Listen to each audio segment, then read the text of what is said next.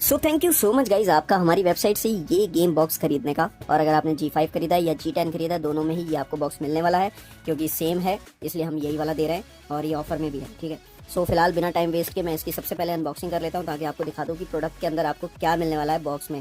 तो सबसे पहले हमारे पास यहाँ पे गेम बॉक्स है, जो मेन डिवाइस है कंसोल, और इसकी स्पेसिफिकेशन अभी आपको बताता हूँ। उससे पहले मैं आपको अदर प्रोडक्ट सिखा देता हूँ जो इसमें मिल रहे हैं आपको। यहाँ पे एक छोटा सा मिनी डोंगल है जो कि मस्ट है, ये क्या करता है अभी आपको बताने वाला हूँ। इसके बाद में आपको यहाँ पे मिल जाता है एंड्रॉयड टीवी का रिमोट जो कि इसी के साथ में चलेगा। इसके बाद में आपको यहाँ पे मिल जाता है अडाप्टर, जो कि मेन चीज़ है जिसकी वजह से ये पावर्ड होगा, और इसके साथ में यही वाला यूज़ करें जो आपको मिलता है। इसके अलावा इसके साथ में आपको 2 गेम पैड मिल रहे हैं जो कि जेनेरिक क्वालिटी के हैं और इनका बिल्डअप क्वालिटी ठीक ठाक है, जिसके बाद ये अच्छे चलते हैं, अपने आप कभी ख़राब नहीं होते हैं, और इन फ्यूचर कभी कोई इशू आता भी है तो भी सब चीज़ों का सॉल्यूशन मिल जाता है। आप जब ये बाय करेंगे इसमें आपको वारंटी नहीं मिलती है, ओनली 3 डेज़ की रिप्लेसमेंट मिलती है क्योंकि बिल्डअप क्वालिटी बहुत अच्छी है। इसमें आपको एक HDMI केबल मिल रही है जो कि आपके टीवी के लिए बहुत इनफ है, इसी का यूज़ करें। अगर आपके पास में पहले से लगी हुई है उसका यूज़ भी कर सकते हैं।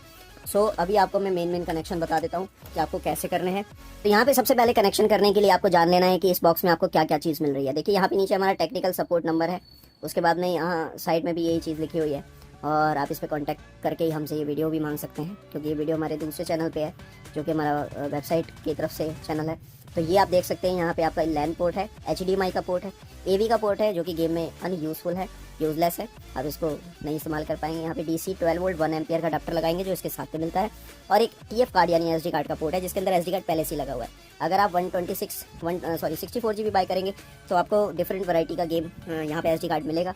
इसी के अंदर सॉफ्टवेयर है, इसी के अंदर गेम्स हैं सब कुछ। अगर आपने ये अपने PC में लगा के या मोबाइल में लगा के फॉर्मेट कर दिया तो आपका गेम बॉक्स वर्क करना बंद हो जाएगा। उसके बाद में आपको जो है ना वो सॉफ्टवेयर के चार्ज पे करने पड़ेंगे या कार्ड का चार्ज पे करना पड़ेगा। तो याद रखिएगा इस कार्ड को निकाल के बिना किसी ज़रूरत के इसको छेड़खानी मत करना। इसके अंदर सॉफ्टवेयर भी है, गेम भी है। कई लोग इसको PC में लगा के फॉर्मेट गलती से कर देते हैं तो भी आपका काम खराब हो जाएगा। तो हर चीज़ में आपको हमको कॉन्टैक्ट करना पड़ेगा, बट आपका नुकसान होगा। तो इसलिए मैं चाहूँगा कि आप इसको यूज़ गलत तरीके से ना करें, गेम बॉक्स में ही करें। तो इसको वापस लगा देते हैं हम यहाँ पे। अगर आप 128 GB भी बाय करेंगे तो भी आपको यहाँ पे 128 GB का ही कार्ड मिलेगा, और ये 64 GB का भी आपको मैं दिखा रहा हूँ। तो यहाँ पे सबसे पहला कनेक्शन के लिए हम क्या करेंगे, यहाँ पे HDMI केबल जो टीवी की केबल है आप यहाँ लगा दीजिएगा। ये देखिए इसको इस तरीके से लगा देंगे, और ये दूसरा पोर्ट जो है अपने टीवी में LCD में लगा लीजिएगा। ठीक है, इसके बाद में ये साथ में जो आपको मिनी डोंगल मिलता है इसका यूज़ करना है आपको, किसी भी पोर्ट में, रैंडम पोर्ट में आप लगा सकते हैं। ठीक है, ये हमने यहाँ लगा दिया। इसके बाद में इसमें साथ में आपको अडाप्टर मिलता है। ठीक है, ये 12 वोल्ट 1 एम्पियर का अडाप्टर है, अच्छी ब्रांड है, रैंडम ब्रांड आपको मिलेगा जब भी आप खरीदेंगे। तो आप इसको यहाँ पे प्लग कर दें। आप कनेक्शन देख लीजिए कि हमने कैसे लगाए हुए हैं, इसी तरीके से आपको कनेक्ट करना है। कुछ भी अदर चीज़ आप अपने हिसाब से मत करिएगा, जो जैसा दिख रहा है आपको वैसा ही लगा देना है। तो आपको जो है ना किसी चीज़ में परेशानी नहीं आएगी अगर आप इस वीडियो को फॉलो करते हुए ही काम करेंगे। ठीक है, और अब गेम बॉक्स के अंदर मतलब हम टीवी के साथ इसको कनेक्ट करके आप चला सकते हैं। ठीक है, तो और दूसरी चीज़ जो है इसमें, अगर इसको आप HDMI अपनी LCD में लगाएंगे तो चलेगा ही, और किसी ऐसी LCD में लगाएंगे या टीवी में जहाँ पे HDMI का पोर्ट नहीं है तो उसकी कनेक्शन करना भी इसको मैं आपको अभी बताने वाला हूँ। उसके लिए आपको क्या करना पड़ेगा, आपको इस तरीके का HDMI to AV converter buy कर लेना है। फिर आपको करना क्या है कि ये सिंपली यहाँ लगा देना है, और जैसे आपके पास में CRT वाला टीवी होगा ना जिसमें AV होता है, ओनली AV, HDMI का नहीं होता, पुराने मोटे पेट वाले टीवी, तो वहाँ पे आप ये लगा दीजिएगा। इसके साथ में एक केबल भी मिलती है तो उसको अपने अडाप्टर में लगा दीजिएगा। ठीक है, अपना कोई भी मोबाइल का अडाप्टर, कुछ भी एनीथिंग जिसमें USB पोर्ट्स हों उनका इस्तेमाल कर सकते हैं। इस तरीके से यहाँ पे लगा के और अपने अडाप्टर में लगा दीजिएगा। ये आप एक्सटेंशन में लगा देना। यहाँ से AV की पिन्स जो है अपने टीवी में दे देना। ये CRT टीवी के लिए बता रहा हूँ कि आप उसमें कर सकते हैं, जो पुराने मोटे वाले टीवी आते थे जिनमें HDMI का पोर्ट आपको देखने को नहीं मिलता है। और अगर आपके पास में अपना कंप्यूटर का मॉनिटर है या फिर कोई ऐसी पुरानी LCD जिसमें सिर्फ VG का पोर्ट है, तो उसके लिए आपको इस तरीके का एक कन्वर्टर ले लेना है मार्केट से, और इस तरीके का एक जॉइंटर ले लेना है जिसको आप यहाँ लगा सकते हो, और आप इस तरीके से जो है ना यूज़ कर सकते हो। ठीक है, ये केबल लंबी करने के लिए, वरना आप डायरेक्ट भी एक काम कर सकते हैं कि इसको निकाल दें और ये साइड को कर दें और ये डायरेक्ट यहाँ लगाएं, और यहाँ पे VGA यूज़ करें, VGA यानी अपने कंप्यूटर के मॉनिटर में लगाने के लिए ओनली। ठीक है, और यहाँ पे ऑक्स पोर्ट भी है तो यहाँ से आपको अलग से स्पीकर लगाने को मिलेंगे, तो ऑडियो उससे आपको देखने को मिलेगी। तो ये तो हो गया टीवी कनेक्शंस को लेकर। अब क्योंकि मेरे पास में सभी चीज़ें हैं, मेरे पास HDMI भी है, मेरे पास VGA भी है, मेरे पास AV भी है, सब कुछ, तो मैं इसको HDMI के साथ में अपने टीवी में कनेक्ट कर लेता हूँ और आपको शो करता हूँ कि किस तरीके से आपको गेम प्ले करना है, किस किस बटन से आप एंटर होंगे मेन्यूज़ में और क्या क्या कर सकते हैं इसके साथ में।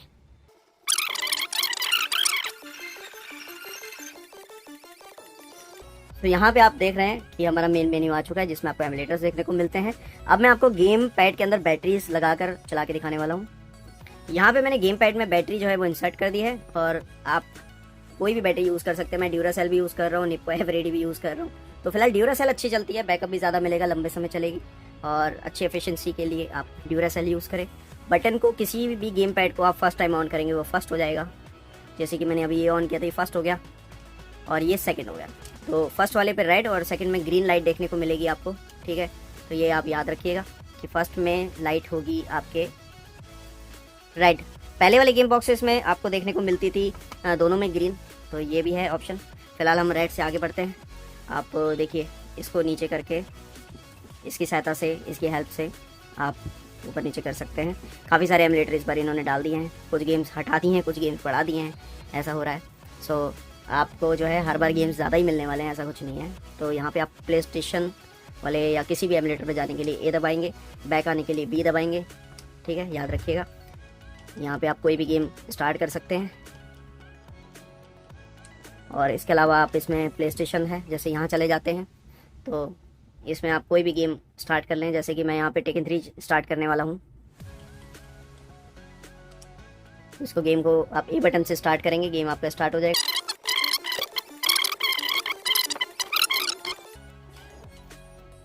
तो अब यहाँ आप कोई भी आर्केड या वर्सेस चूज़ कर सकते हैं, ठीक है। मैं यहाँ पे आर्केड लगा रहा हूँ। प्लेयर आपको सारे मिलने वाले हैं, इवन आपको गोन भी मिलने वाला है, जैसे हम गन, वैसे गन नाम है इसका, गोन कहते हैं इसको। यहाँ पे आप कुछ भी एनीथिंग ले सकते हैं, ठीक है। दूसरा प्लेयर स्टार्ट करने के लिए आप ये बटन दबाएंगे तो दूसरा स्टार्ट हो गया, ठीक है। तो एक में मैं गोन ले लेता हूँ और एक में डॉक्टर भी ले लेते हैं। तो दोनों ही प्लेयर अपने गेम पैड जो हैं मल्टीप्लेयर पे स्टार्ट कर सकते हैं। सिंगल प्लेयर तो चलता ही है, ठीक है, ये देखो। और यहाँ पे मैं इधर उधर पकड़ लेता हूँ ताकि आपको पता लग जाए ये फर्स्ट है, ये देखिए। और ये हमारा सेकंड चल रहा है। हैंडल से भी आप इधर उधर मूव कर सकते हैं इसका। और अगर ये वाली गेम पैड से देखेंगे तो इससे भी मूव इधर उधर कर सकते हैं। और अगर आप गेम से एक्सिट करना है तो आप क्या करेंगे, ये देखिए, इससे नहीं होगा। जिस गेम पैड में रेड लाइट आपको दिखेगी उस गेम पैड के दोनों बटन प्रेस कीजिएगा, सेलेक्ट एंड स्टार्ट दोनों एक साथ, तो ये मेन्यू दिखेगा आपको। इसमें सबसे नीचे जाएंगे तो क्लोज कंटेंट है, जिसमें आने के बाद आपको ये दबाना है। ये तो हो गए प्ले स्टेशन 1 के गेम से एक्सिट करना। बाकी गेम्स में भी सेलेक्ट एंड स्टार्ट दबाएंगे, एक्सिट कर सकते हैं। लेकिन जब आप प्ले स्टेशन पोर्टेबल में होंगे, यानी PSP में, ये इसमें, तो इसमें गेम एक्सिट कैसे करेंगे वो भी दिखाता हूँ आपको।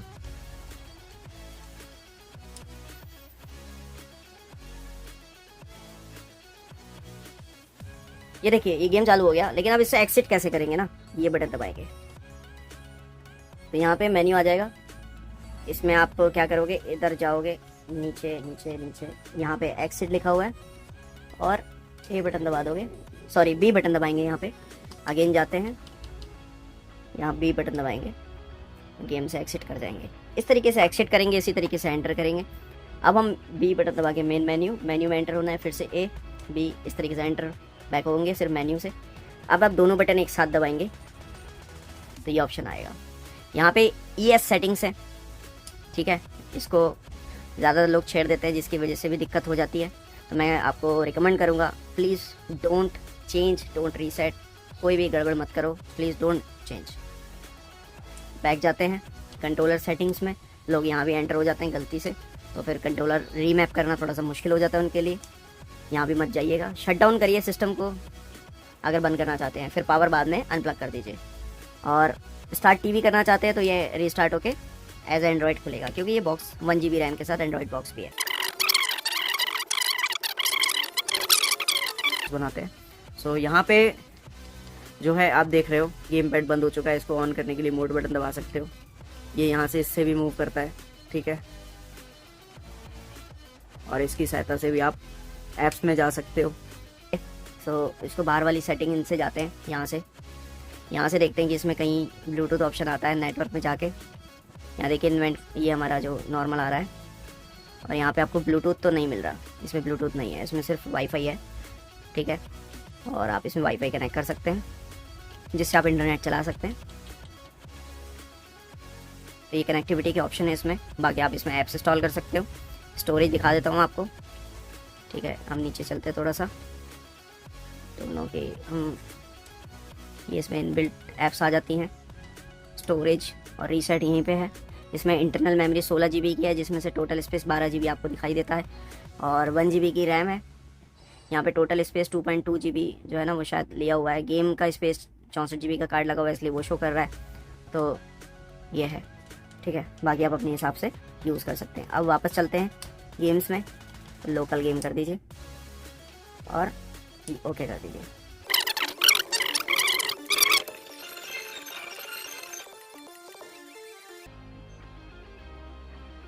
तो दोस्तों इस तरीके से आप अपने गेम बॉक्स को कनेक्शन कर सकते हो। आई होप वीडियो पसंद आई होगी। लाइक भी कर देना, शेयर भी कर देना, कमेंट्स भी कर देना और सब्सक्राइब कर लो ज़रा चैनल को। मैं मिलूंगा न्यू वीडियो के साथ में। Thank you so much guys, bye.